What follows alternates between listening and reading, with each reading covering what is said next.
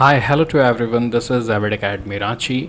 हम लोग बात करने वाले हैं नॉर्दर्न अफ्रीका की, क्योंकि नॉर्दर्न अफ्रीका की जो हालत है ना वो बहुत ही ख़राब है। नॉर्दर्न अफ्रीका के कुछ जो कंट्रीज़ हैं वहाँ नेचुरल डिज़ास्टर आया हुआ है, और कुछ कंट्री में अभी हम लोगों ने पढ़ा था कि कू चल रहा था, यानी कि मिलिट्री रूल, मिलिट्री जुंटा क्या कर रही थी, कैप्चर कर रही थी। पर ये जो आप देख रहे हैं अपने सामने, ये पिक्चर जो है, जो डिवास्टेटिंग पिक्चर है, वो बता रहा है कि 11,000 से ऊपर सिविलियन जो हैं वो मारे गए हैं डिवास्टेटिंग एंड डेडली फ्लड में। कहाँ पर ये फ्लड आया, इतना बड़ा फ्लड कि 11,000 से ऊपर जो लोग हैं वो मारे गए।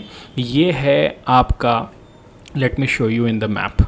आप ये देख सकते हैं, ये लीबिया का मैप है, और ये जो पार्ट आप देख रहे हैं ना, देरना में ही क्या हुआ, दो ऐसे डैम थे जो ओवर फ्लडिंग की वजह से टूट गए, और पूरा जो देरना का सिटी है ना वो बर्बाद हो गया। देखिए, अगर लीबिया की कहानी आप जानना चाहते हैं तो 2011 के बाद जो अरब स्प्रिंग चल रहा था, उसमें जितने भी नॉर्दर्न अफ्रीकन कंट्री थे ना, वो सब में कुछ ना कुछ चेंजेस आए। वहाँ पर जो फाइट चल रहा था बिटवीन द लीडरशिप और बिटवीन द पीपल, उसके वजह से बहुत सारे चेंजेस आए। और करंट सिचुएशन अगर मैं लीबिया का एक लाइन में बताऊँ तो ये देश जो है वो दो भागों में बट गया है। एक पार्ट आप वेस्टर्न रख सकते हैं और एक पार्ट आप ईस्टर्न रख सकते हैं। वेस्टर्न पार्ट जो है वो इंटरनेशनली रिकॉग्नाइज्ड है, पर ईस्टर्न पार्ट का एडमिनिस्ट्रेशन रिकॉग्नाइज्ड नहीं है।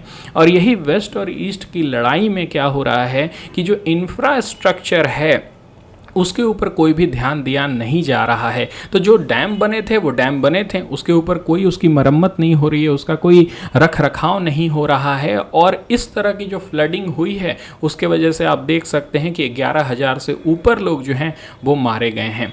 10,000 perish at least 10,000 to go missing according to the Reuters. More than 11,300 as search effort continue following massive flood by breaching of 2 dams. यही मैं अभी आपको बता रहा था कि 2 डैम के टूटने की वजह से इतना ज़्यादा डेवास्टेशन हुआ है।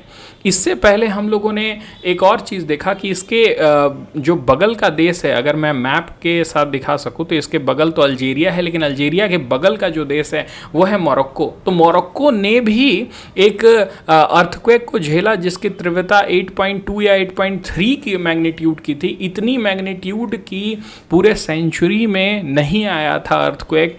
इतना बड़ा अर्थक्वेक था, हालांकि ज़्यादा लोग नहीं मरे, 2,000 से ऊपर लोग ही मारे गए हैं, क्योंकि तुर्की वाला और भी ज़्यादा डिवास्टेटिंग था। हालांकि उसकी जो तीव्रता थी वो कम थी, लेकिन अगर मेट्रोपॉलिटन सिटीज़ या फिर डेवलप्ड सिटीज़ में उस तरह के अगर आ रहे हैं जहां ज़्यादा लोग रह रहे हैं, ओके, तो ज़्यादा डिवास्टेशन, जान की जो हानि होती है वो ज़्यादा होती है। माराकेस में मरे हैं 2-2.5 हज़ार लोग मरे हैं, लेकिन ऑफकोर्स जो तीव्रता थी रिक्टर स्केल पर वो 8.3 की थी।